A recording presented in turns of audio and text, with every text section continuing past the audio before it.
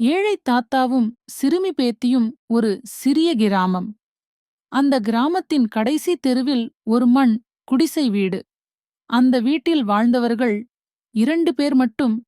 முத்துசாமி தாத்தா, அவன் பேத்தி கண்ணம்மா. முத்துசாமி தாத்தாவுக்கு வயது 70. கண் பார்வை மங்கியிருந்தது. காலையில் எழுந்ததும் தாத்தா சொல்லும் ஒரே வார்த்தை, கண்ணம்மா, தாத்தாவுக்கு ஒரு டம்ளர் தண்ணி கொண்டு வா. கண்ணம்மா வயது 8, பள்ளி போகும் வயது.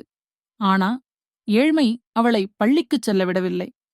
காலை 5 மணிக்கே கண்ணம்மா எழுந்து விடுவாள். வீட்டில் இருந்த ஒரே சொத்து ஒரு பழைய பித்தளை குடம். அதை தூக்கிக் கொண்டு 2 கிலோமீட்டர் நடந்து கிணற்றில் தண்ணீர் எடுத்து வருவாள். தாத்தா பார்த்து சொல்வார், கண்ணம்மா, உன் கைகள் காயமாகிடுச்சே. அவள் சிரித்துக்கொண்டே சொல்வாள், தாத்தா, உங்க கைகள் நடுங்குதே. அதுவே எனக்கு வலி.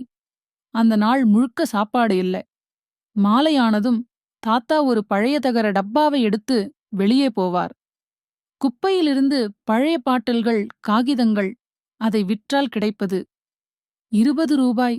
அந்த 20 ரூபாயில் ஒரு கிலோ அரிசி 3 நாள் சாப்பாடு. ஒரு நாள் கண்ணம்மா பள்ளிப்பிள்ளைகள் சிரித்துக் கொண்டு போவதை பார்த்தாள். அவள் கண்களில் நீர். தாத்தா, நானும் படிக்கணும், பெரிய டாக்டர் ஆகணும்.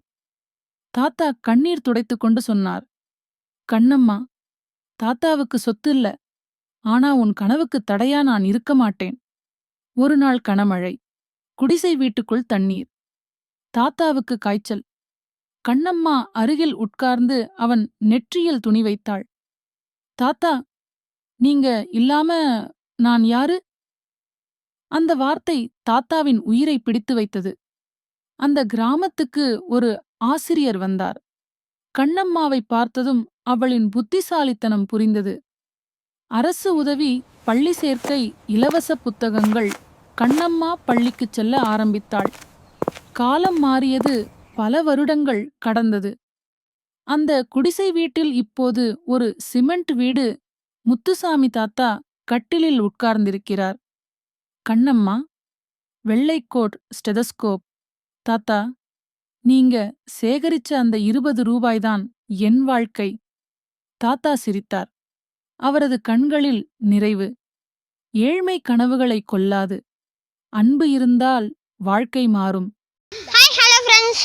இந்த வீடியோ பிடிச்சிருந்தா லைக் பண்ணுங்க, ஷேர் பண்ணுங்க, சப்ஸ்கிரைப் பண்ணுங்க.